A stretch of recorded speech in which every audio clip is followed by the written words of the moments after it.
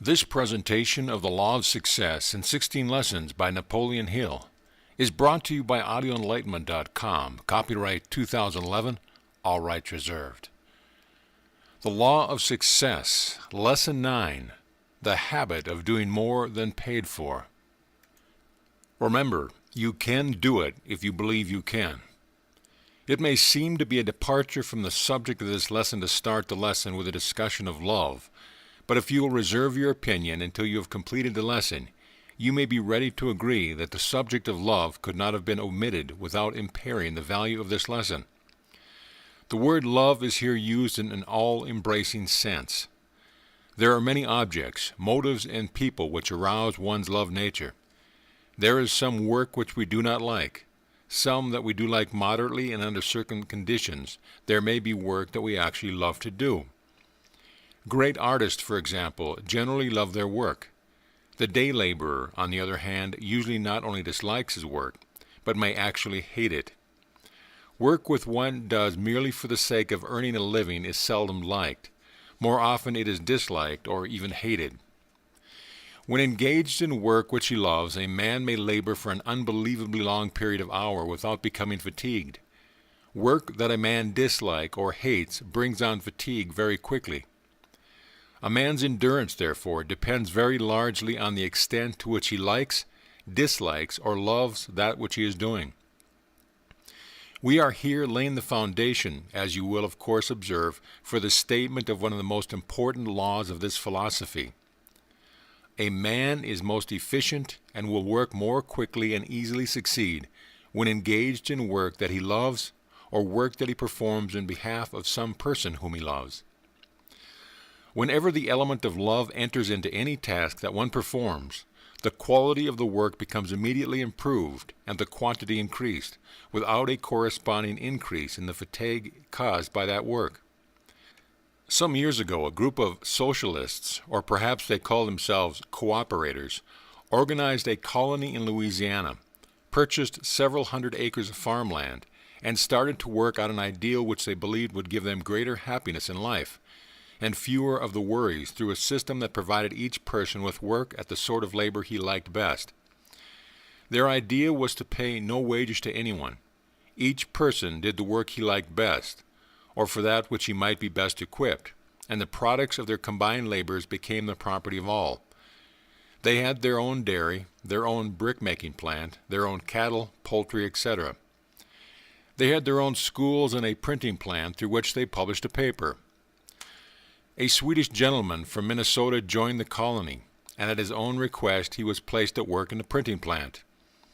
Very soon he complained that he did not like the work, so he was changed and put to work on the farm, operating a tractor. 2 days of this was all he could stand, so he again applied for a transfer, and was assigned to the dairy. He could not get along with the cows, so he was once more changed to the laundry, where he lasted but 1 day.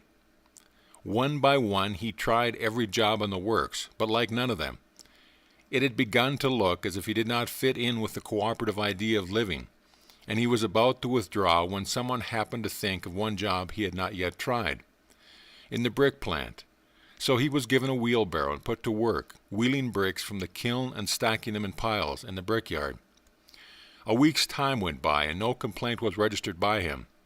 When asked if he liked his job, he replied, "Yes, this is the job that I like." Imagine anyone preferring a job wheeling bricks. However, that job suited the Swede's nature. He worked alone, at a task which called for no thought, and placed upon him no responsibility, which was just what he wanted. He remained at the job until all the bricks had been wheeled out and stacked, then withdrew from the colony because there was no more brickwork to be done. The nice, quiet job bad finished, so I ban go back to Minnesota, and back to Minnesota he went. When a man is engaged in work that he loves, it is no hardship for him to do more work and better work than that for which he is paid, and for this very reason every man owes it to himself to do his best to find the sort of work he likes best. I have a perfect right to offer this advice to the students of this philosophy, for the reason that I have followed it, myself, without reason to regret having done so. This seems to be an appropriate place to inject a little personal history, concerning both the author and the law of success philosophy, the purpose of which is to show that labor performed in a spirit of love for the sake of the labor itself never has been and never will be lost. This entire lesson is devoted to the offering of evidence that it really pays to render more service and better service than one is paid to render.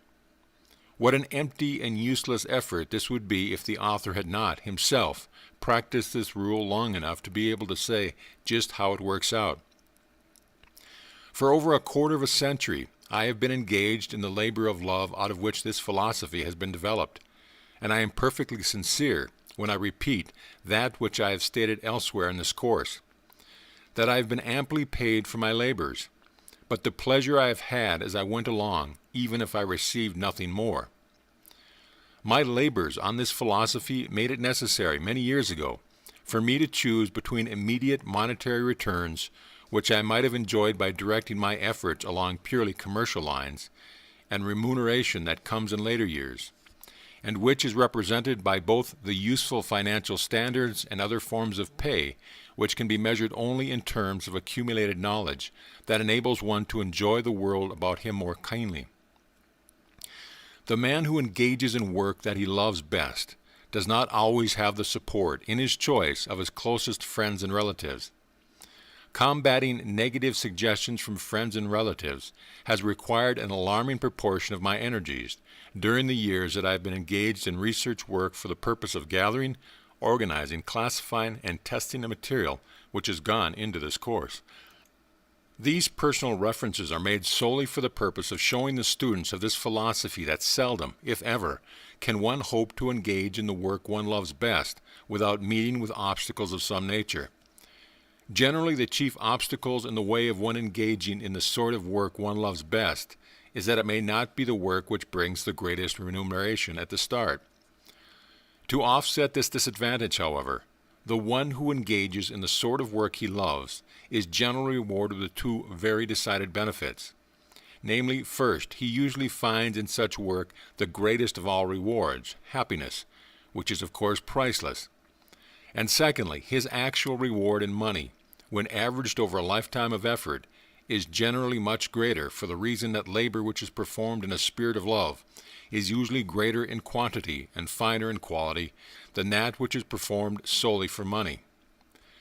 The most embarrassing, and I might without any intention of disrespect say, the most disastrous opposition to my choice of life work came from my wife. This perhaps will explain why I have made frequent references in many of the lessons of this course to the fact that a man's wife may either make or break him, according to the extent to which she gives or withholds cooperation and encouragement in connection with his chosen work.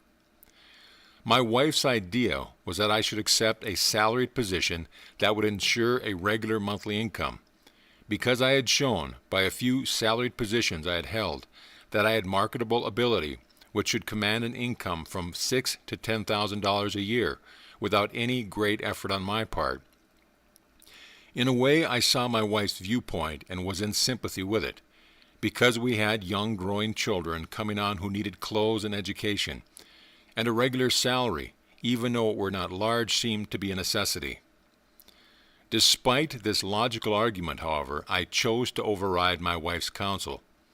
Came then to her rescue the combined forces of her family and mine, and collectively they charged me head-on with what amounted to a command to right about face and settle down on a salary basis. Studying other people might be all right for a man who had the time to spend in his unprofitable manner, they reasoned, but for a young married man with a growing family, this seemed hardly the thing to do. But I remained adamant. I had made my choice, and I was determined to stand by it. The opposition did not yield to my viewpoint, but gradually, of course, it melted away. Meanwhile, the knowledge that my choice had worked at least a temporary hardship on my family, combined with the thought that my dearest friends and relatives were not in harmony with me, greatly increased my labors. Fortunately, not all of my friends believed my choice unwise. There were a few friends who not only believed I was following a course that would ultimately bring me out somewhere near the top of the mountain of useful achievement, but in addition to believing in my plans, they actually went out of their way to encourage me, not to be whipped by either adversity or the opposition of relatives. Of this small group of faithful ones who gave me encouragement at a time when it was badly needed, perhaps one man should have the fullest credit, and this man is Edwin C. Barnes, a business associate of Thomas A. Edison. Mr. Barnes became interested in my chosen work nearly 20 years ago, and I owe it to him to state here that had it not been his unwavering faith in the soundness of the law of success philosophy, I would have yielded to the persuasion of my friends and sought the way of least resistance via the salary route. This would have saved me much grief and an almost endless amount of criticism, but it would have wrecked the hopes of a lifetime, and in the end it would in all probability have lost also the finest and most desirable of all things, happiness. For I have been extremely happy in my work, even during the periods when the remuneration it brought me could not be measured by nothing but a mountain of debts which I could not pay for the moment. Perhaps this may explain to some extent why the subject of slavery through debt was so extensively emphasized in Lesson 4 on the habit of saving. We want that lesson to sink in. Edwin Barnes not only believed in the soundness of the law of success philosophy, but his own financial success had demonstrated, also had his close business relationship with the greatest inventor on earth, that he had the right to speak with authority on the subject of the laws through which success may be achieved. I began my work of research with the belief that success could be attained by anyone with reasonable intelligence and a real desire to succeed, by following certain, then by me unknown, rules of procedure. I wanted to know what these rules were and how they could be applied. Mr. Barnes believed as I did. Moreover, he was in a position to know that the astounding achievements of his business associate, Mr. Edison, came about entirely through the application of some of the principles which later were tested and included as part of this philosophy. From his way of thinking, it seemed that the accumulation of money, enjoying peace of mind, and finding happiness could be brought about by the application of never-varying laws which anyone might master and apply. That was my belief also. That belief has now been transformed into not merely a provable, but a proved reality, as I hope every student of this course will have reason to understand when the course shall have been mastered. Please keep in mind that during all these years of research, I was not only applying the law covered for this lesson, but doing more than paid for, but I was going much further than this by doing work for which I did not, at the time I was doing it, hope ever to receive pay. Thus, out of years of chaos, adversity, and opposition, this philosophy was finally completed and reduced to manuscripts ready for publication. For a time, nothing happened. I was resting on my oars, so to speak, before taking the next step towards placing the philosophy in the hands of people who I had reason to believe would welcome it. God moves in mysterious ways, His wonders to perform. During the earlier years of my experience, I thought these words to be empty and meaningless, but I have since modified my belief considerably. I was invited to deliver an address in Canton, Ohio. My coming had been well advertised, and there was reason to expect that I would have a large audience. To the contrary, conflicting meetings being held by two large groups of businessmen reduced my audience to the lucky number of 13. It has always been my belief that a man should do his best, regardless of how much he receives for his services, or the number of people he may be serving or the class of people served. I went at my subject as though the hall was filled. Somehow there arose in me a sort of feeling of resentment on account of the way the wheel of fate had turned against me, and if I had ever made a convincing speech, I made it that night. Down deep in my heart, however, I thought I had failed. I did not know until the next day that I was making history the night before that was destined to give the law of success philosophy its first real impetus. One of the men who sat in my audience, as one of the 13, was the late Don R. Mellett, who was then the publisher of the Canton Daily News, brief reference to whom I made in the introductory lesson of this course. After I had finished speaking, I slipped out of the back door and returned to my hotel, not wanting to face any of my 13 victims on the way out. The next day I was invited to Mr. Mellett's office. Inasmuch as it was he who had taken the initiative by inviting me to see him, I left it to him to do most of the talking. He began in something like this fashion. Would you mind telling me your entire life story, from the days of your early childhood on up to the present? I told him I would do so if he could stand the burden of listening to so long a narrative. He said he could, but before I began, he cautioned me not to omit the unfavorable side. What I wish you to do, he said, is to mix the fat with the lean, and let me take a look at your very soul, not from its most favorable side, but from all sides. For 3 hours I talked while Mellett listened. I omitted nothing. I told him of my struggles, of my mistakes, of my impulses to be dishonest when the tides of Ford swept against me swiftly, and of my better judgment which prevailed in the end, but only after my conscience and I had engaged in prolonged combat. I told him how I conceived the idea of organizing the law of success philosophy, how I had gone about gathering the data that had gone into the philosophy, of the tests I had made which resulted in the elimination of some of the data and the retention of other parts of it. After I had finished, Mellett said, I wish to ask you a very personal question, and I hope you will answer it as frankly as you have told me the remainder of your story. Have you accumulated any money from your efforts? And, if not, do you know why you have not? No, I replied. I have accumulated nothing but experience and knowledge and a few debts, and the reason, while it may not be sound, is easily explained. The truth is that I have been so busy all these years in trying to eliminate some of my own ignorance so I could intelligently gather and organize the data that has gone into the law of success philosophy, that I have had neither the opportunity nor the inclination to turn my efforts to making money. The serious look on Don Mellett's face, much to my surprise, softened into a smile as he laid his hand on my shoulder and said, I knew the answer before you stated it, but I wondered if you knew it. You probably know that you are not the only man who has had to sacrifice immediate monetary remuneration for the sake of gathering knowledge. For in truth your experience has been that of every philosopher from the time of Socrates down to the present. Those words fell as the sound of music upon my ears. I had made one of the most embarrassing admissions of my life. I had laid my soul bare, admitting temporary defeat at almost every crossroad which I had passed in my struggles, and I had capped all this off by admitting that an exponent of the law of success was himself a temporary failure. How incongruous it seemed. I felt stupid, humiliated, embarrassed as I sat in front of the most searching pair of eyes and the most inquisitive man I had ever met. The absurdity of all came to me like a flash. The philosophy of success created and broadcasted by a man who was obviously a failure. This thought stuck me so forcibly that I expressed it in words. What? Mellett explained. A failure? Surely you know the difference between failure and temporary defeat, he continued. No man is a failure who creates a single idea, much less an entire philosophy that serves to soften disappointments and minimize the hardships of generations yet unborn. I wondered what was the object of this interview.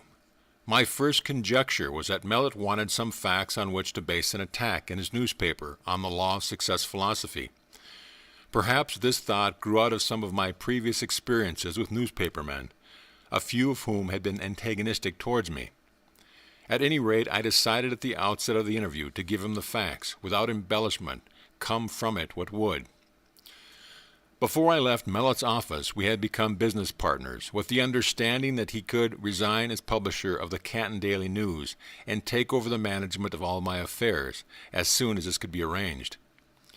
Meanwhile, I began writing a series of Sunday-featured daily articles which were published in the Canton Daily News, based upon the law of success philosophy. One of these editorials, the one entitled Failure, which appears in the back of one of the lessons of this course, came to the attention of Judge Albert Gary, who was at the time the chairman of the board of the United States Steel Company.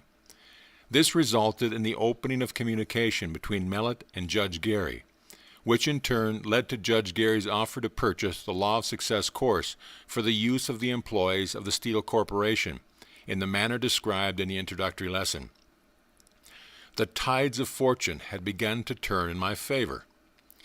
The seeds of service, which I had been sowing over a long period of toilsome years by doing more than paid for, were beginning to germinate at last.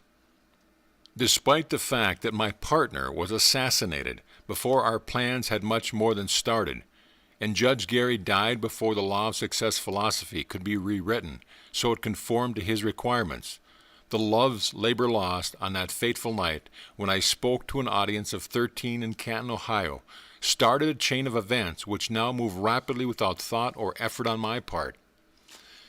It is no abuse of confidence to enumerate here a few of the events which shows that no labor of love is ever performed at a total loss, and that those who render more service and better service than that for which they are paid sooner or later receive pay for much more than they actually do.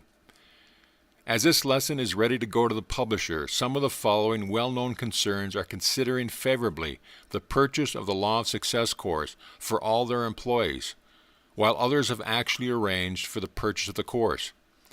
Mr. Daniel Willard, president of the Baltimore and Ohio Railroad Company, Indian Refining Company, Standard Oil Company, New York Life Insurance Company, the Postal Telegraph Commercial Cable Company, the Pierce Arrow Motor Car Company, the Cadillac Car Company, and some 50 other concerns of a similar size. In addition to this, a newly organized club for boys, similar in nature to the YMCA, has contracted for the use of the Law of Success course as the basis of its educational program, and estimates that it will distribute more than 100,000 courses of the philosophy within the next 2 years.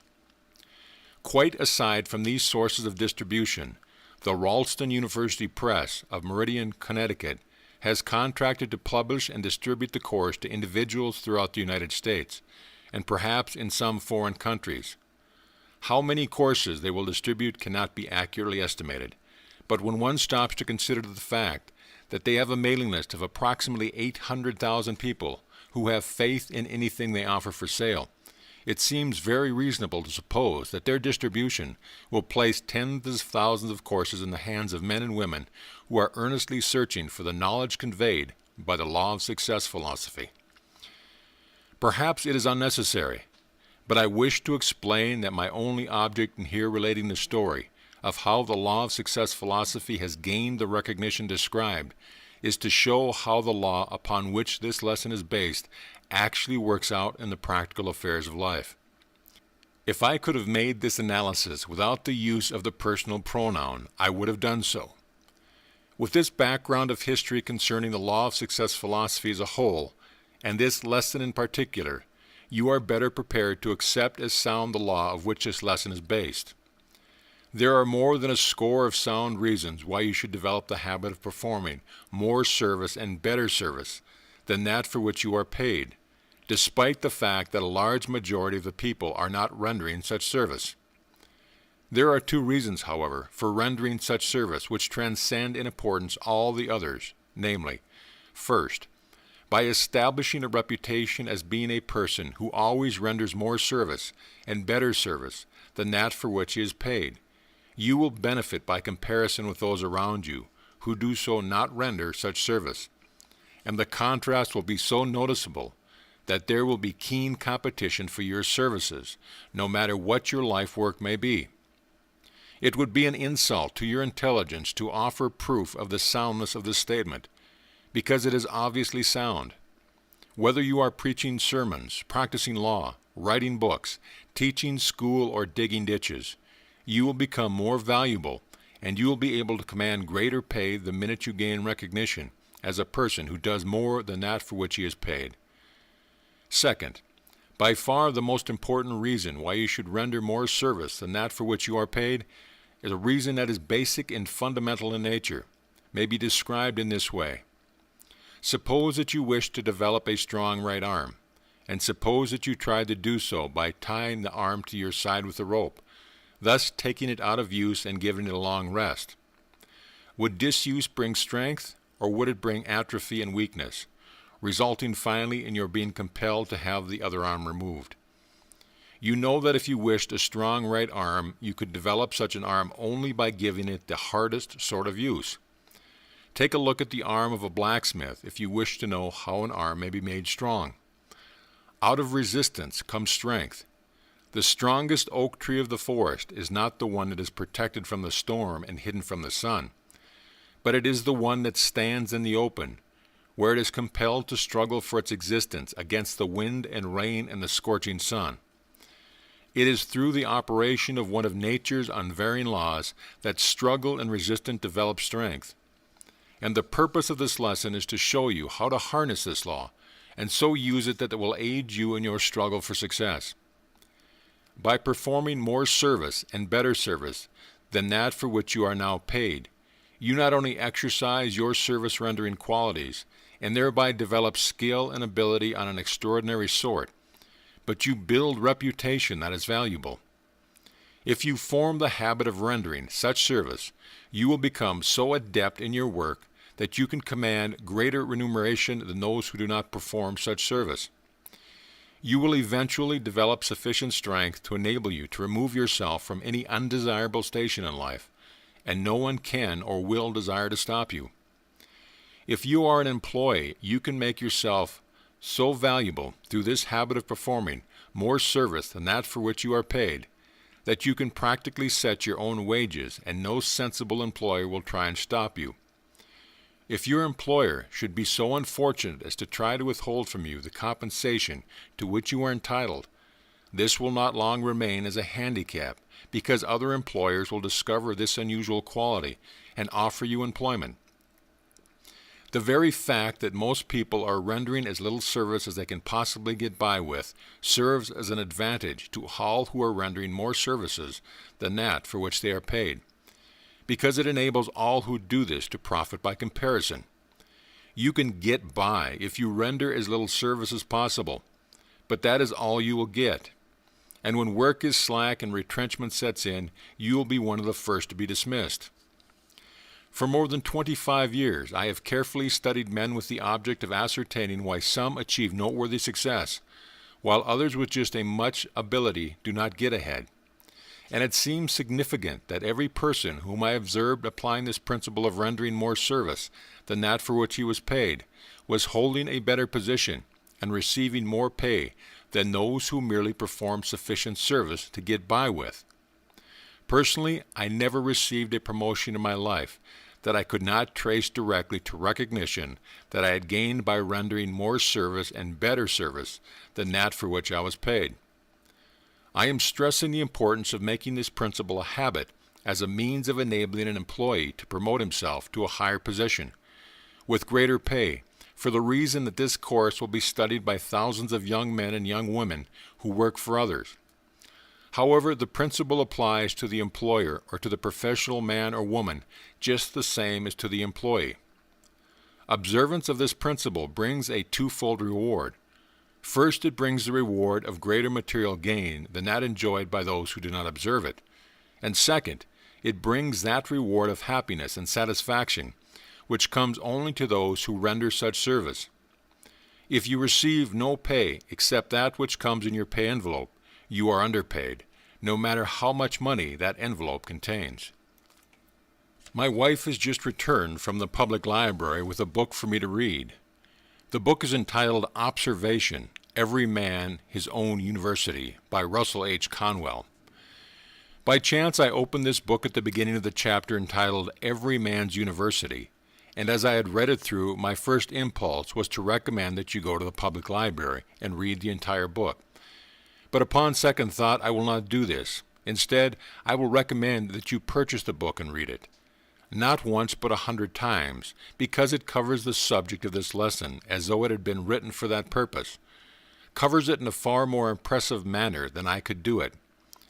The following quotation from the chapter entitled Every Man's University will give you an idea of a golden nugget of truth to be found throughout the book. The intellect can be made to look far beyond the range of what men and women ordinarily see, but not all the colleges in the world can alone confer this power.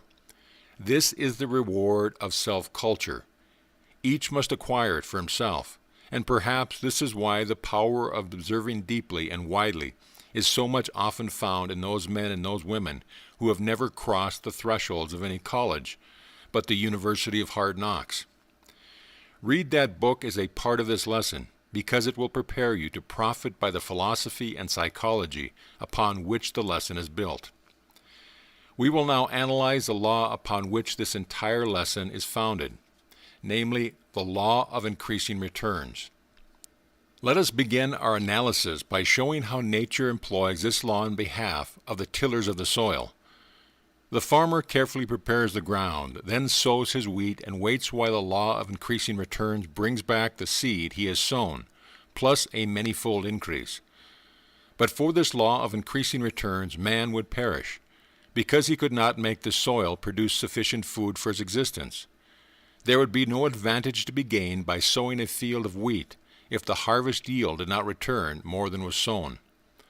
With this vital tip from nature, which we may gather from the wheat fields, let us proceed to appropriate this law of increasing return and learn how to apply it to the surface we render to the end, that it may yield returns in excess of and out of proportion to the effort put forth. First of all, let us emphasize the fact that there is no trickery or chicanery connected with this law. Although quite a few seem not to have learned this great truth, judging by the number who spend all of their efforts either trying to get something for nothing or something for less than its true value. It is to no such end that we recommend the use of the law of increasing returns, for no such end is possible within the broad meaning of the word success. Another remarkable and noteworthy feature of the law of increasing returns is the fact that it may be used by those who purchase services with as great returns as it can be used by those who render service.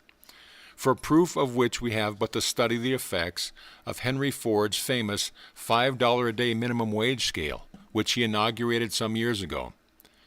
Those who are familiar with the fact say that Mr. Ford was not playing the part of a philanthropist when he inaugurated this minimum wage scale, but to the contrary, he was merely taking advantage of a sound business principle which has probably yielded him greater returns, in both dollars and goodwill, than any other single policy ever inaugurated at the Ford plant. By paying more wages than the average, he received more service and better service than the average.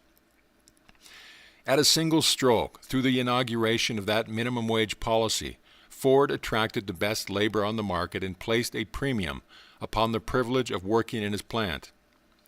I have no authentic figures at hand bearing on the subject, but I have sound reason to conjecture that for every $5 Ford spent under his policy, he received at least $7.50 worth of service. I have also sound reason to believe that this policy enabled Ford to reduce the cost of supervision, because employment in his plant became so desirable that no worker would care to run the risk of losing his position by soldiering on the job or rendering poor service. Where other employees were forced to depend upon costly supervision in order to get the service to which they were entitled and for which they were paying, Ford got the same or better service by the less expensive method of placing a premium upon employment in his plant. Marshall Field was probably the leading merchant of his time, and the great Field store in Chicago stands today as a monument to his ability to apply the law of increasing returns. A customer purchased an expensive lace waist at the Field store, but did not wear it. 2 years later, she gave it to her niece as a wedding present. The niece quietly returned the waist to the Field store and exchanged it for other merchandise, despite the fact that it had been out for more than 2 years and was then out of style. Not only did the Field store take back the waist, but, what is most important, it did so without argument. Of course, there was no obligation, moral or legal, on the part of the store to accept the return of the waist at that late date, which makes the transaction all the more significant. The waist was originally priced at $50, and of course it had to be thrown on the bargain counter and sold for whatever it would bring. But the keen student of human nature will understand that the Field store not only did not lose anything on the waist, but it actually profited by the transaction to an extent that cannot be measured in mere dollars. The woman who returned the waist knew that she was not entitled to a rebate. Therefore, when the store gave her that to which she was not entitled, the transaction won her as a permanent customer.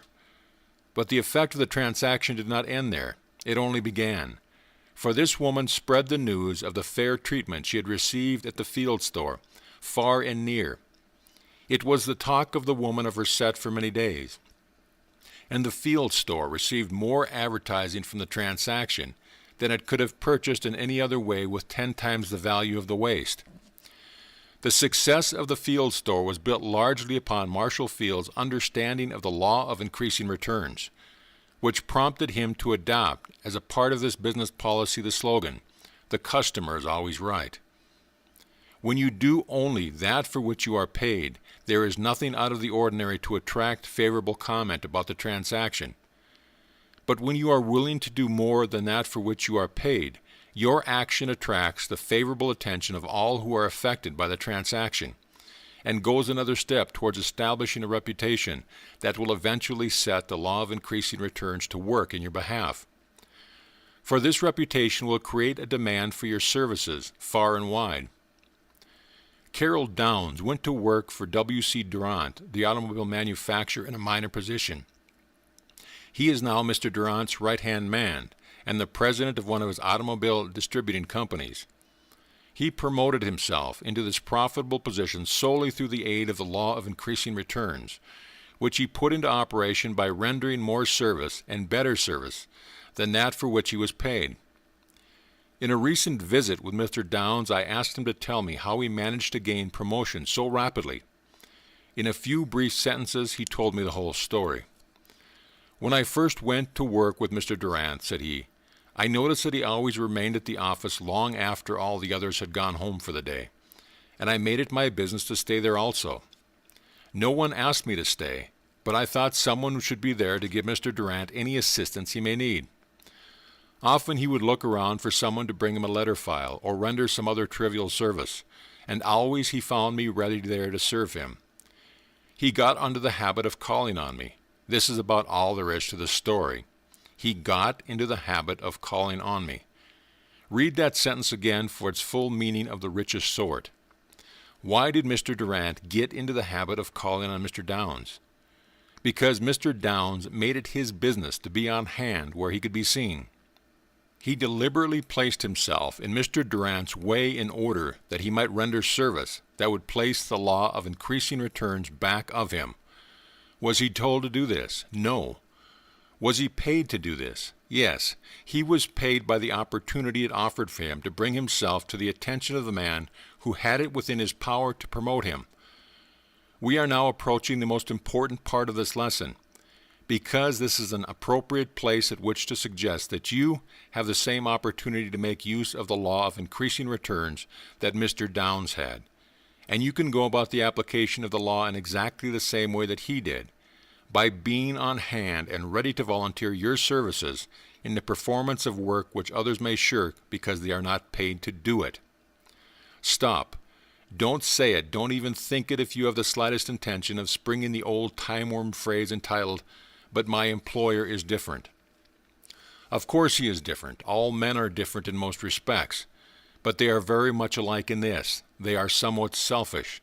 In the fact they are selfish enough not to want a man such as Carroll Downs to cast his lot with their competitor, and this very selfishness may be made to serve you as an asset and not as a liability if you have the good judgment to make yourself so useful that the person to whom you sell your services cannot get along without you. One of the most advantageous promotions I ever received came about through an incident which seemed so insignificant that it appeared to be unimportant. One Saturday afternoon, a lawyer whose office was on the same floor as that of my employer came in and asked if I knew where he could get a stenographer to do some work which he was compelled to finish that day. I told him that all of our stenographers had gone to the ball game, and that I would have gone had he called 5 minutes earlier, but that I would be very glad to stay and do his work, as I could go to ball game any day, and his work had to be done then. I did the work for him, and when he asked how much he owed me, I replied, "Oh, about $1,000 as long as it's for you. And if it were for anyone else, I wouldn't charge anything." He smiled and thanked me. Little did I think when I made that remark that he would ever pay me $1,000 for an afternoon's work, but he did. 6 months later, after I had entirely forgotten the incident, he called on me again and asked how much salary I was receiving. When I told him, he informed me that he was ready to pay me that $1,000 which I had so laughingly said I would charge him for the work. I had performed for him, and he did pay it by giving me a position at $1,000 a year increase in salary. Unconsciously, I had put the law of increasing returns to work in my behalf that afternoon, by giving up the ball game and rendering a service which was obviously rendered out of a desire to be helpful and not for the sake of any monetary consideration. It was not my duty to give up my Saturday afternoon, but it was my privilege. Furthermore, it was a profitable privilege, because it yielded me $1,000 in cash and a much more responsible position than the one I had formerly occupied. It was Carol Downs' duty to be on hand until the usual quitting time, but it was his privilege to remain at his post after the other workers had gone, and that privilege, properly exercised, brought him greater responsibility and a salary that yields him more in a year than he would have made in a lifetime in the position he occupied before he exercised the privilege. I have been thinking for more than 25 years of this privilege of performing more service and better service than for what one is paid, and my thoughts have led me to the conclusion that a single hour devoted each day to rendering service for which we are not paid can be made to yield bigger returns than we received from the entire remainder of the day during which we are merely performing our duty. We are still in the neighborhood of the most important part of this lesson. Therefore, think and assimilate as you pass over these pages. The law of increasing returns is no invention of mine, nor do I lay claim to the discovery of the principle of rendering more service and better service than paid for, as a means of utilizing this law. I merely appropriated them after many years of careful observation of those forces which enter into the attainment of success, just as you will appropriate them after you understand their significance.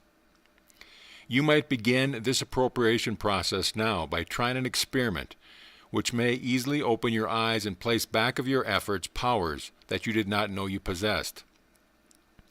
Let me caution you, however, not to attempt this experiment in the same spirit in which a certain woman experimented with the biblical passage which says something to the effect that, if you have faith the size of a grain of mustard, and say to yonder mountain, be removed to some other place, it will be removed.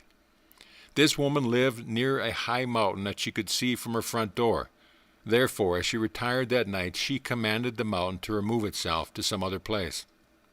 Next morning she jumped out of bed, rushed to the door and looked out, but lo, the mountain was still there. Then she said, just as I had expected, I knew it would be there. I am going to ask you to approach this experiment with full faith that it will mark one of the most important turning points of your entire life. I am going to ask you to make the object of this experiment the removal of a mountain that is standing where your temple of success should stand, but where it never can stand until you have removed the mountain. You may never have noticed the mountain to which I refer, but it is standing there in your way just the same, unless you have already discovered and removed it. And what is this mountain, you ask? It is the feeling that you have been cheated unless you receive material pay for all the service you render. That feeling may be unconsciously expressing itself and destroying the very foundation of your temple of success in scores of ways that you have not observed. In the very lowly bred type of humanity, this feeling usually seeks outward expression in terms something like this: I am not paid to do this, and I'll be blankety blankety blank if I'll do it.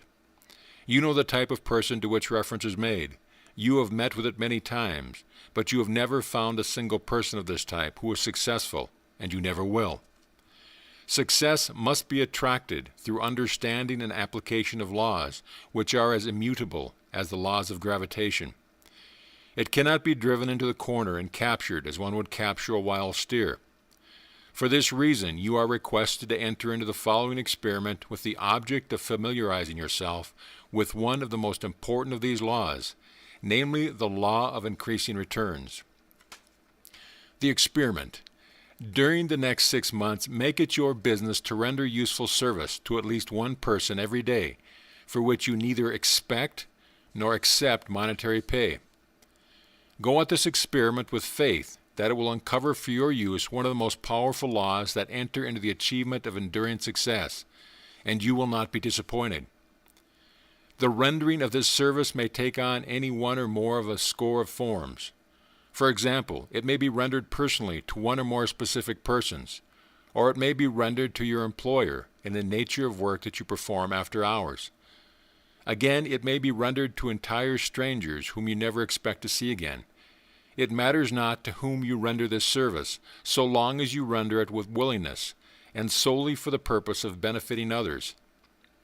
If you carry out this experiment in the proper attitude of mind, you will discover that which all others have been familiar with the law upon which it is based and discovered, namely that you can no more render service without receiving compensation than you can withhold the rendering of it without causing and suffering the loss of reward. Cause and effect, means and end, seed and fruit cannot be severed, says Emerson. For the effect already blooms in the cause, the end pre-exists in the means, the fruit in the seed. If you serve an ungrateful master, serve him the more. Put God in your debt. Every stroke shall be repaid. The longer the payment is withholden, the better for you, for compound interest on compound interest is the rate and usage of this exchanger. The law of nature is, do the thing and you shall have the power, but they who do not the thing have not the power. Men suffer all their life long under the foolish superstition that they can be cheated, but it is as impossible for a man to be cheated by anyone but himself, as for as long to be and not to be at the same time. There is a third silent party to all our bargains. The nature and soul of things takes on itself the guarantee fulfillment of every contract, so that honest service cannot come to loss. Before you begin the experiment that you have been requested to undertake, read Emerson's essays on compensation, for it will go a very long way toward helping you to understand why you are making the experiment. Perhaps you have read Compensation before. Read it again. One of the strange phenomena that you will observe about this essay may be found in the fact that every time you read it, you will discover new truths that you did not notice during previous readings.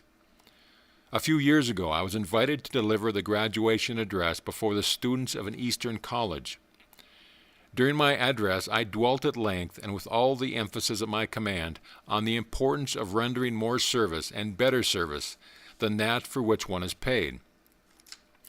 After the address was delivered, the president and secretary of the college invited me to luncheon.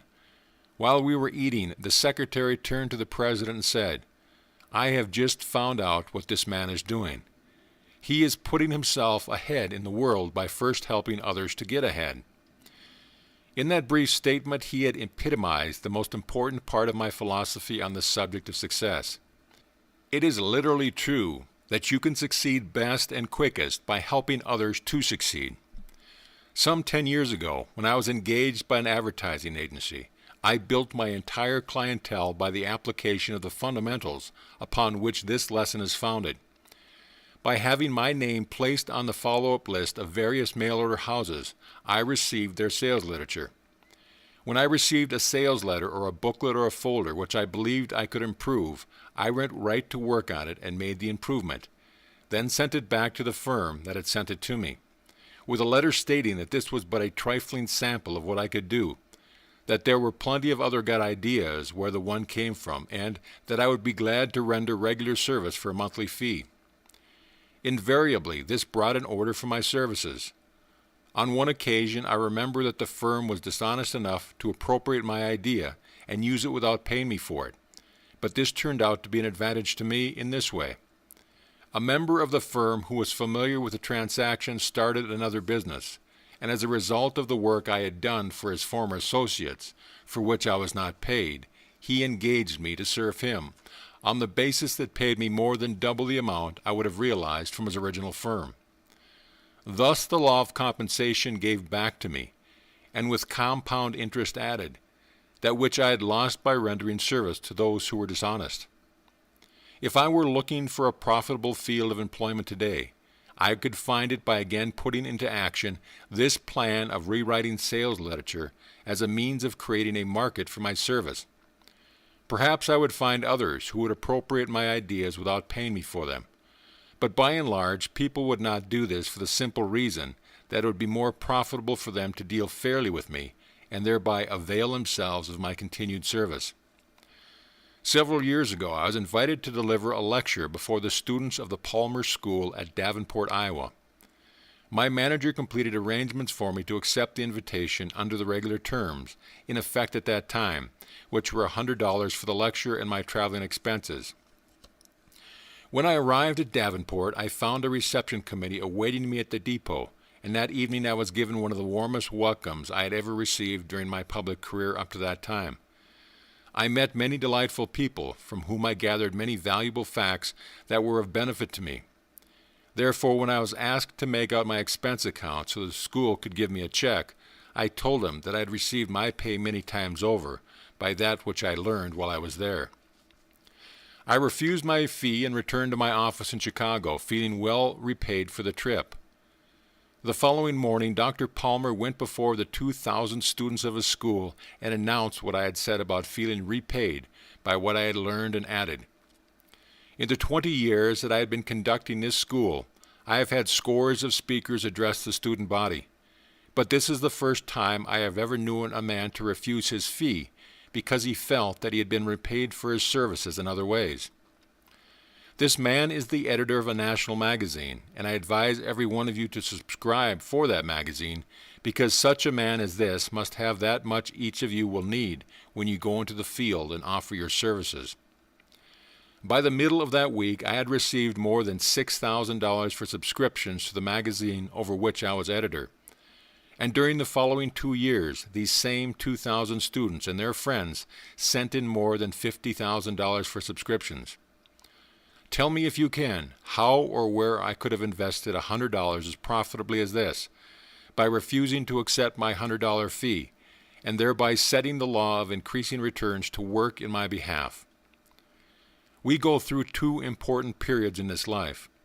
One is that period during which we are gathering, classifying, and organizing knowledge, and the other is that period during which we are struggling for recognition. We must first learn something which requires more effort than most of us are willing to put into the job. But after we have learned much that can be of useful service to others, we are still confronted with the problem of convincing them that we can serve them.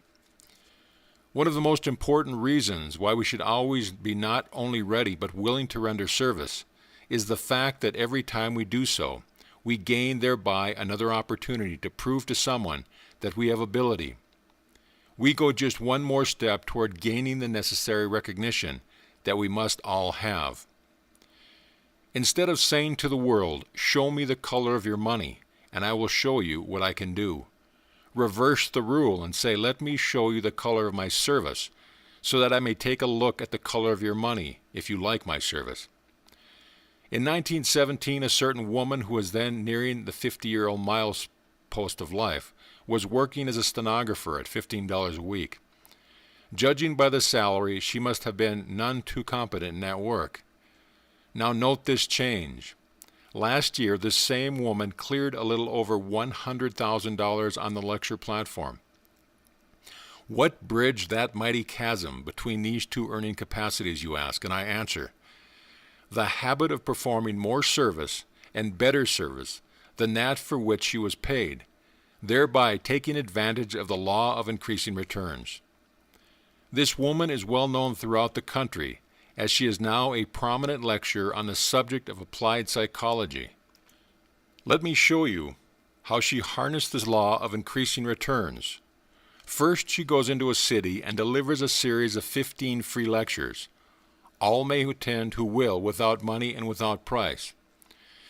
During the delivery of these 15 lectures, she has the opportunity of selling herself to her audience. And at the end of the series, she announces the formation of a class for which she charges $25 per student. That's all there is to her plan.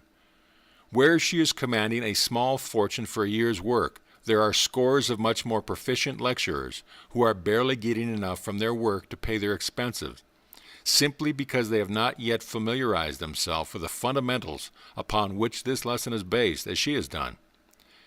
Now, I would like to have you stop right here and answer this question. If a 50-year-old woman who has no extraordinary qualifications can harness the law of increasing returns and make it raise her from the position of a stenographer at $15 a week to that of a lecturer at over $100,000 a year, why can you not apply this same law so that it will give you advantages that you do not now possess? Never mind what is to come in the remainder of this lesson until you have answered this question, and answer it as it should be answered. You are struggling, either meekly or earnestly, to make a place for yourself in the world. Perhaps you are exerting enough effort to bring you success of the highest order, if that effort were coupled with and supported by the law of increasing returns. For this reason, you owe it to yourself to find out just how you can apply this law to best advantage. Now go back to that question again, for I am determined that you shall not pass it by lightly, without giving yourself the benefit of at least trying to answer it. In other words, there is no mistaking the fact that you are being brought face to face with a question that vitally affects your future, and if you evade it, the fault will be with you. You may lay this lesson aside after you have read it, and it is your privilege to do so, without making any attempt to profit by it. But if you do so, you will never again be able to look at yourself in a mirror without being haunted by that feeling that you have deliberately cheated yourself. Perhaps this is the telling the truth in an undiplomatic way. But when you purchased this course on the law of success, you did so because you wanted facts, and you are getting them without the embellishment of apology. After you have finished this lesson, if you will go back and review the lessons on initiative and leadership and enthusiasm, you will better understand those lessons. Those lessons, and this one clearly establish the necessity of taking the initiative, following it with aggressive action, and doing more than you are paid to do. If you will burn the fundamentals of these three lessons into your consciousness, you will be a changed person. And I make this statement regardless of who you are or what your calling may be. If this plain language has made you angry, I am glad, for it indicates that you can be moved. Now, if you would profit by the counsel of one who has made many more mistakes than you have ever made, and for that reason learned a few of the fundamental truths of life, harness this anger and focus it on yourself until it drives you forth to render the service of which you are capable. If you will do this, you can collect a king's ransom as your reward. Now let us turn our attention to still another important feature of this habit of performing more service and better service than that for which we are paid, namely, the fact that we can develop this habit without asking for permission to do so. Such service may be rendered through your own initiative, without the consent of any person. You do not have to consult those to whom you render the service, for it is a privilege over which you have entire control. There are many things you could do that would tend to promote your interests, but most of them require the cooperation or the consent of others. If you render less service than that for which you are paid, you must do so by leave of the purchaser of the service, or the market for your service will soon cease. I want you to get the full significance of this right of prerogative, which you have, to render more service and better service than that for which you are paid. For this places squarely upon your shoulders the responsibility of rendering such service, and if you fail to do so, you haven't a plausible excuse to offer an alibi upon which to fall back, if you fail in the achievement of your definite chief aim in life. One of the most essential, yet the hardest truth that I have had to learn is that every person should be his own hardest taskmaster. We are all fine builders of alibis and creators of excuses in support of our own shortcoming. We are not seeking facts and truths as they are, but as we wish them to be. We prefer honeyed words of flattery to those of cold, unbiased truth, wherein lies the weakest spot of the animal world. Furthermore, we are up in arms against those who dare to uncover the truth for our benefit. One of the most severe shocks I received in the early part of my public career was the knowledge that men are still being crucified for the high crime of telling the truth. I recall an experiment I had some 10 years ago with a man who had written a book advertising his business school. He submitted this book to me and paid me to review it and give him the candid opinion of it. I reviewed the book with painstaking care, then did my duty by showing him wherein I believed the book was weak. Here I learned a great lesson, for the man became so angry that he has never forgiven me for allowing to look at his book through my eyes. When he asked me to tell him frankly what criticism I had to offer of the book, what he really meant was that I should tell him what I saw in the book that I could compliment. That's human nature for you. We court flattery more than we do the truth. I know because I am human. All of which in preparation for the unkindness cut of all. That I am duty-bound to inflict upon you, namely to suggest that you have not done as well as you might have done, for the reason that you have not applied a sufficient amount of truth set out in Lesson 8 on self-control, to charge yourself with your own mistakes and shortcomings. To do this takes self-control and plenty of it.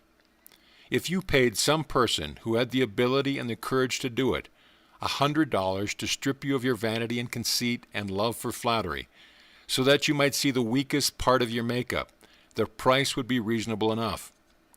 We go through life stumbling and falling and struggling to our knees, and struggling and falling some more, making asses of ourselves, and going down finally in defeat, largely because we either neglect or flatly refuse to learn the truth about ourselves.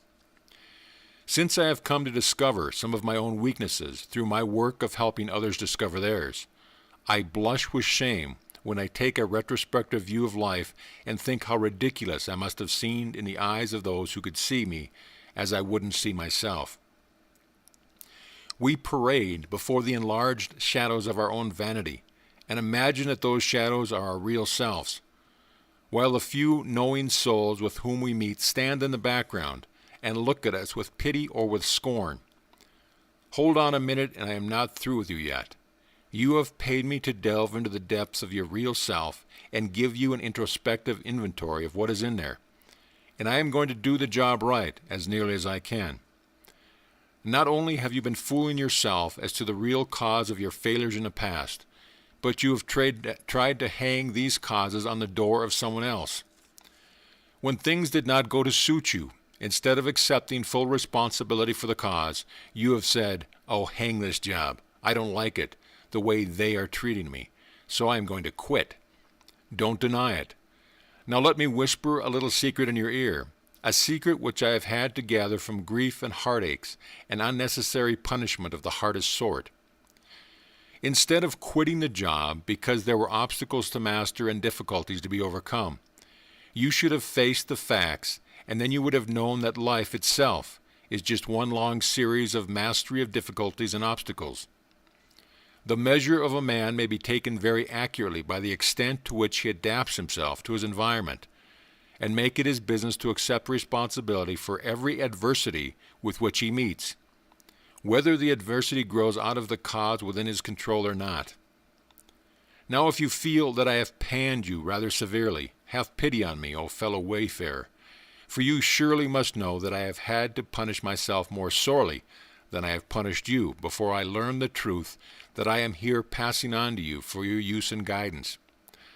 I have a few enemies, and thank God for them, for they have been vulgar and merciless enough to say some things about me that forced me to rid myself of some of the most serious shortcomings, mainly those which I did not know I possessed.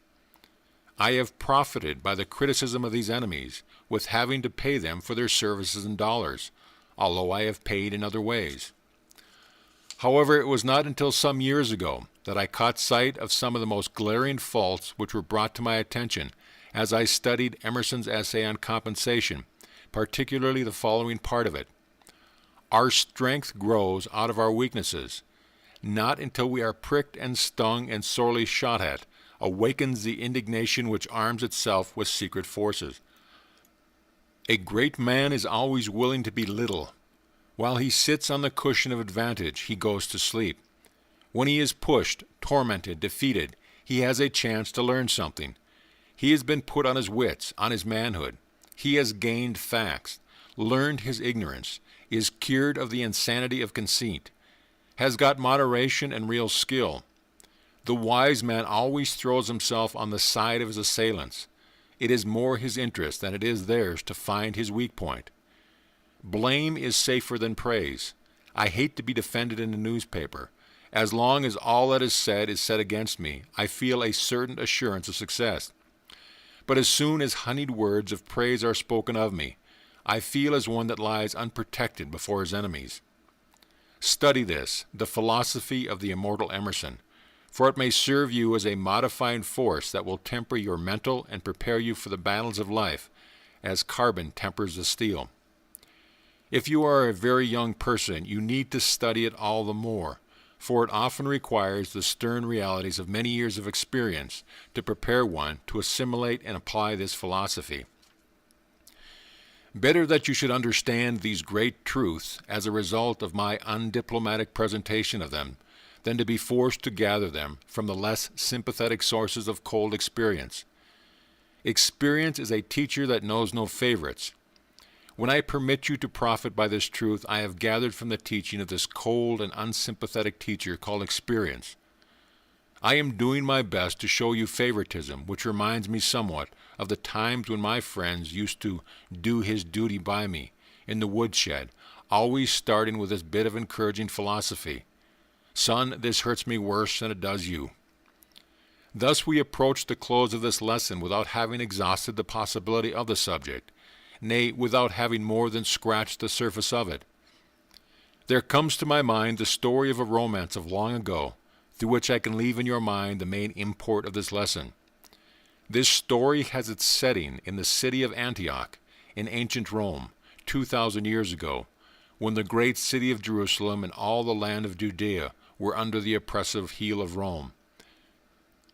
The star figure of the story was a young Jew by the name of Ben-Hur, who was falsely accused of crime and sentenced to hard labor at the galley's oar. Chained to a bench in the galley and being forced to tug wearily at the oars, Ben-Hur developed a powerful body. Little did his tormentors know that out of this punishment would grow the strength with which he would one day gain his freedom. Perhaps Ben-Hur himself had no such hopes. Then came the day of the chariot races, the day that was destined to break the chains that bound Ben-Hur to the oars of the galley and gave him his freedom. One span of horses was without a driver. In desperation, the owner sought the aid of the young man's slave because of his mighty arms, and begged him to take the place of the missing driver. As Ben-Hur picked up the reins, a mighty cry went out from the onlooker. "Look, look, those arms! Where did you get them?" they howled, and Ben-Hur answered, "At the galley's oars." The race was on. With those mighty arms, Ben-Hur calmly drove the charging span of horses on to victory, victory that won for him his freedom. Life itself is a great chariot race, and the victory goes only to those who have developed the strength of character and determination and willpower to win. What matters is that we develop this strength through cruel confinement at the galley's oar, as long as we use it so that it brings us finally to victory and freedom. It is an unvarying law that strength grows out of resistance. If we pity the poor blacksmith who swings a 5-pound hammer all day long, we must also admire the wonderful arm that he develops in doing it. Because of the dual constitution of all things in labor as in life, there can be no cheating, says Emerson. The thief steals from himself. The swindler swindles himself. For the real price of labor is knowledge and virtue, wherein wealth and credit are signs. The signs, like paper money, may be counterfeited or stolen, but that which they represent, namely knowledge and virtue, cannot be counterfeited or stolen. Henry Ford receives 15,000 letters a week from people who are begging for a part of his wealth. Yet how few of these poor ignorant souls understand that Ford's real wealth is not measured by the dollars he has in his bank, nor the factory he owns, but by the reputation he has gained through the rendering of useful service at a reasonable price. And how did he gain that reputation? Certainly not by rendering as little service as possible and collecting for it all he could filch from the purchasers. The very warp and woof of Ford's business philosophy is this: give the people the best product at the lowest price possible. When other automobile manufacturers raise their prices, Ford lowers his. When other employers lower wages, Ford increases them. What has happened? This policy has placed the law of increasing returns back on Ford so effectively that he's become the richest and most powerful man in the world. Oh, you foolish and short-sighted seekers after wealth, who are returning from the daily chase empty-handed. Why do you not take a lesson from men like Ford? Why do you not reverse your philosophy and give in order that you may get? I am finishing this lesson on Christmas Eve. In the room next to my study, our children are decorating their Christmas tree, and the rhythm of their voices falls as music upon my ears. They are happy, not alone because they expect to receive, but for the deeper reason that they have presents hidden away which they expect to give. From the window of my study, I can see the neighbors' children as they too are gleefully engaged in preparing for this wonderful event. Throughout the civilized world, millions of people are preparing to celebrate the birth of this Prince of Peace, who more than any other man set forth the reason why it is more blessed to give than to receive, and why enduring happiness comes not from possessing material wealth, but from rendering service to humanity. It seems a queer coincidence that the completion of this particular lesson should have happened on Christmas Eve.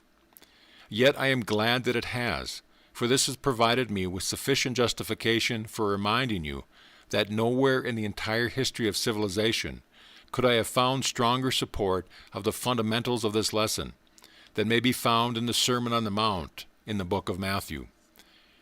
Christianity is one of the greatest and most far-reaching influences in the world today, and I hardly need apologize for reminding you that the tenets of Christ's philosophy are in absolute harmony with the fundamentals upon which this lesson in the main is founded. As I see the happy faces of the children and watch the hurrying crowds of belated Christmas shoppers, all radiant with the splendor of the spirit of giving, I cannot help wishing that every Eve was Christmas Eve, for then this would be a better world in which the struggle for existence would be reduced to a minimum, and hatred and strife outlawed. Life is but a short span of years at best. Like a candle, we are lighted, flicker for a moment, and then go out. If we were placed here for the purpose of laying up treasures for use in a life that lies beyond the dark shadow of death, may it not be possible that we can best collect these treasures by rendering all the service we can, to all the people we can, in a loving spirit of kindness and sympathy. I hope you agree with this philosophy. Here this letter must end, but it is by no means completed. Where I laid down the chain of thought, it is now your duty to take it up and develop it in your own way and to your own benefit. For the very nature of the subject of this lesson, it can never be finished, for it leads into the heart of all human activities. Its purpose is to cause you to take the fundamentals upon which it is based and use them as a stimulus that will cause your mind to unfold, thereby releasing the latent forces that are yours. This lesson was not written for the purpose of teaching you, but it was intended as a means of causing you to teach yourself one of the great truths of life. It was intended as a source of education in the true sense of educating, drawing out, developing from within these forces of mind which are available for your use. When you deliver the best service of which you are capable, striving each time to excel all your previous efforts, you are making use of the highest form of education. Therefore, when you render more service and better service than that for which you are paid, you are, more than anyone else, profiting from the effort. It is only through the delivery of such service that mastery in your chosen field of endeavor can be attained. For this reason, you should make it a part of your definite chief aim to endeavor to surpass all previous records in all that you do. Let this become a part of your daily habit, and follow it with the same regularity with which you eat your meals. Make it your business to render more service and better service than that for which you are paid, and lo, before you realize what has happened, you will find that the world is willingly paying you for more than you do. Compound interest upon compound interest is the rate that you will be paid for such service. Just how this pyramiding of gains takes place is left entirely for you to determine. Now, what are you going to do with that which you have learned from this lesson, and when, and how, and why? This lesson can be of no value to you unless it moves you to adopt and use the knowledge it has brought you. Knowledge becomes power only through organization and use. Do not forget this. You can never become a leader without doing more than you are paid for, and you cannot become successful without developing leadership in your chosen occupation. The Mastermind, and after the lesson, visit with the author. A power that can bring you whatever you want on this earth. Success is achieved through the application of power. In the picture at the top of this page, you see two forms of power. At the left, you see physical power produced by nature with the aid of organized raindrops pouring over Niagara Falls. Man has harnessed this form of power. At the right, you see another and much more intensive form of power produced through the harmonious coordination of thought in the minds of men. Observe the word harmonious has been emphasized. In this picture, you see a group of men seated at the director's table in a modern business office. The powerful figure rising above the group represents the mastermind, which may be created whenever men blend their minds in a spirit of perfect harmony, with some definite objective in view. Study this picture. It interprets the greatest power known to man. With the aid of the mind, man has discovered many interesting facts about the earth on which he lives, the air and the ether that fills the endless space about him, and the millions of other planets and heavenly bodies that float through space. With the aid of a little mechanical contrivance, which his mind conceived, called a spectroscope, man has discovered at the distance of 93 million miles the nature of the substance of which the sun is made. We have lived through the Stone Age, the Iron Age, the Copper Age, the religious fanatic age, the scientific research age, the industrial age, and we enter now the age of thought. Out of the spoils of the dark ages through which man has passed, he has saved much material that is sound food for thought. While for more than 10,000 years the battle between ignorance, superstition, and fear on the one side, and intelligence on the other has raged, man has picked up some useful knowledge. Among other fragments of useful knowledge gathered by man, he has discovered and classified the 83 elements of which all physical matter consists. By study and analysis and comparison, man has discovered the bigness of the material things in the universe, as they are represented by the suns and the stars, some of them over 10 million times as large as the earth on which he lives. On the other hand, man has discovered the littleness of things, by reducing matter to molecules, atoms, and finally to the smallest known particle, the electron. An atom is so inconceivably small that a grain of sand contains millions of them. The molecule is made up of atoms, which are said to be little particles of matter that revolve around each other in one continuous circuit, at lightning speed, very much as the Earth and other planets whirl around the Sun in an endless circuit. The atom, in turn, is made up of electrons, which are constantly in rapid motion. Thus it is said that in every drop of water, in every grain of sand, the entire principle upon which the whole universe operates is duplicated. How marvelous, how stupendous! How do we find these things to be true? Through the aid of mind. You may gather some slight idea of the magnitude of it all the next time you eat a steak, by remembering that the steak on your plate, the plate itself, and the table on which you are eating, and the silverware with which you are eating are all, in final analysis, made of exactly the same material, electrons. In the physical or material world, whether one is looking at the largest star that floats through the heavens, or the smallest grains of sand to be found on earth, the object under observation is but an organized collection of molecules, atoms, and electrons. An electron is an inseparable form of power, made up of a positive and a negative pole.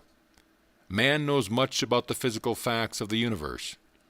The next great scientific discovery will be the fact, which already exists, that every human brain is both a broadcasting and a receiving station, that every thought vibration released by the brain may be picked up and interpreted by all other brains that are in harmony or in tune with the rate of vibrations of the broadcasting brain.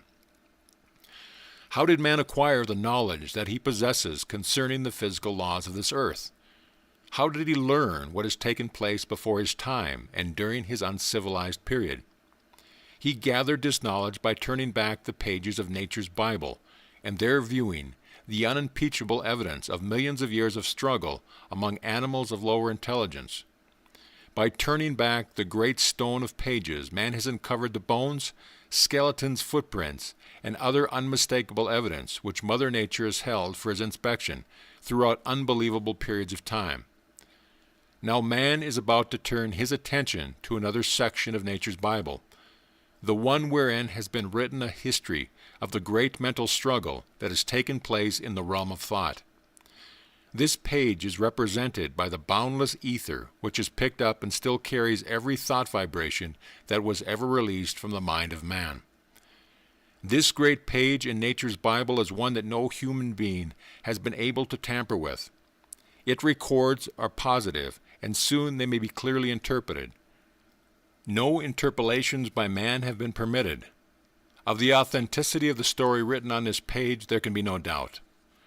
Thanks to education, meaning the unfolding, educing, drawing out, developing from within of the human mind, nature's Bible is now being interpreted.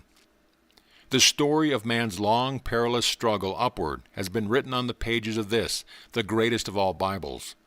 All who have partly conquered the 6 basic fears described in another author's visit in this series, and who have successfully conquered superstition and ignorance, may read the records that have been written in nature's Bible.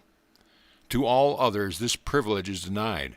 For this reason there are probably fewer than 1,000 people in the entire world at this time who are in even the primary grade as far as the reading of this Bible is concerned. In the entire world there are probably fewer than 100 people today who know anything about or have ever heard of the chemistry of the mind, through which 2 or more minds may be blended in a spirit of perfect harmony, in such a manner that there is born a third mind possessing the superhuman power to read the story of the vibration of thought, as it has been written, and now exists in the imperishable records of the ether. The newly discovered radio principle has shut the mouths of the doubting Thomases and sent the scientists scurrying into new fields of experimentation. When they emerge from this field of research, they will show us that the mind as we understand it today, as compared to the mind of tomorrow, is about the same as comparing the intelligence of a pollywog to that of a professor of biology who has read the entire lifeline of animal life, from the amoeba on up to man. Come for a short visit with a few of the powerful men now living, who are making use of power created through the blending in the spirit of harmony of 2 or more minds. We will begin with 3 well-known men, who are known to be men of great achievement in their respective fields of endeavor. Their names are Henry Ford, Thomas Edison, and Harvey Firestone. Of the 3, Henry Ford is the most powerful, having reference to economic power. Mr. Ford is the most powerful man now living on earth, and is believed to be the most powerful who ever lived. So great is his power that he may have anything of physical nature that he desires, or its equivalent. Millions of dollars to him are but playthings, no harder to acquire than the grains of sand with which the child builds sand tunnels. Mr. Edison has such a keen insight into Mother Nature's Bible that he has harnessed and combined for the good of man more of nature's laws than any other man who ever lived. It was he who brought together the point of a needle and a piece of wax in such a way that they could record and preserve the human voice. It was he who first made the lightning serve to light our houses and streets through the aid of the incandescent light. It was he who made the camera record and produce all sorts of motion through the modern moving picture apparatus. Mr. Firestone's industrial achievement is so well known that it needs no comment. He has made dollars multiply themselves so rapidly that his name has become a byword wherever automobiles are operated. All 3 men began their business and professional careers with no capital and but little schooling of the nature usually referred to as education. Perhaps Mr. Ford's beginning was by far the most humble of the 3. Cursed with poverty, retarded by lack of even the most elementary form of schooling, and handicapped by ignorance in many forms, he has mastered all of these in the inconceivably short period of 25 years. Thus might we briefly describe the achievements of 3 well-known, successful men of power. But we have been dealing with effect only. The true philosopher wishes to know something of the cause which produced these desirable effects. It is a matter of public knowledge that Mr. Ford, Mr. Edison, and Mr. Firestone are close personal friends, that they go away to the woods once a year for a period of recuperation and rest. But it is not generally known, it is doubtful if these three men themselves even know it, that there exists between the three men a bond of harmony out of which has grown a mastermind that is being used by each of the three, a mind of superhuman ability that has the capacity to tune in on forces which most men are to no extent familiar. Let us repeat the statement that out of the blending and harmonizing of two or more minds, 12 or 13 minds appear to be the most favorable number, may be produced a mind which has the capacity to tune in on the vibrations of the ether and pick up from that source kindred thoughts on any subject. Through the principle of harmony of minds, Ford, Edison, and Firestone have created a mastermind that now supplements the efforts of each of the three. And whether consciously or unconsciously, this mastermind is the cause of the success of each of the three. There is no other answer to their attainment of great power and their far-reaching success in their respective fields of endeavor. And this is true despite the fact that neither of them may be conscious of the power they have created, or the manner in which they have done so. In the city of Chicago lie 6 powerful men known as the Big Six. These 6 men are said to be the most powerful group of men in the Midwest. It is said that their combined income totals more than $25 million a year. Every man in this group began in the most humble of circumstances. Their names are William Wrigley, Jr., who owns the Wrigley chewing gum business, and whose income is said to be over $15 million a year. J.R. Thompson, who owns the chain of Thompson self-help lunchrooms throughout the country. Mr. Lasker, who owns the Lord and Thomas Advertising Agency. Mr. McCullough, who owns the largest express business in the world. And Mr. Ritchie and Mr. Hertz, who own the yellow taxicab business of the country. There is nothing startling about a man who does nothing more than become a millionaire as a rule. However, there is something connected with the financial success of these particular millionaires that is more than startling.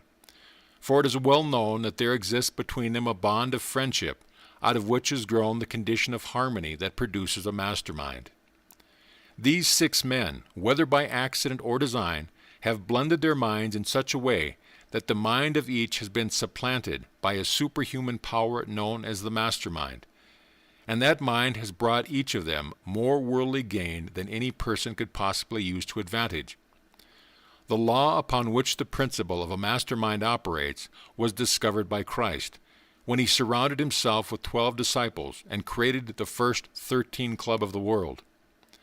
Despite the fact that one of the 13, Judas, broke the chain of harmony, sufficient seed was sown during the period of harmony that originally existed between these 13 people to ensure the continuation of the greatest and most far-reaching philosophy known to the inhabitants of this earth.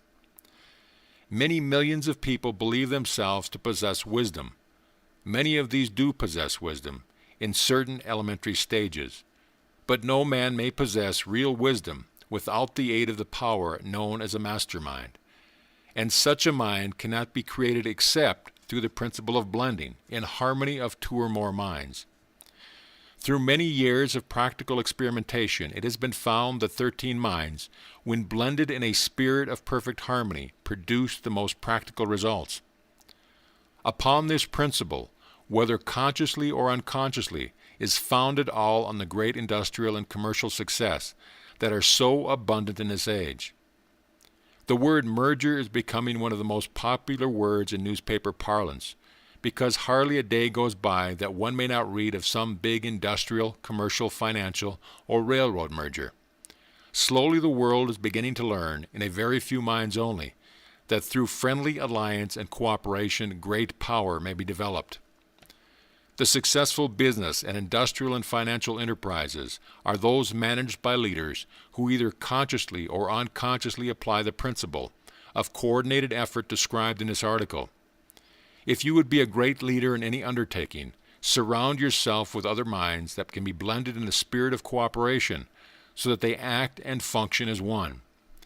If you can grasp this principle and apply it, you may have for your efforts whatever you want on this earth. End of chapter. End of lesson 9.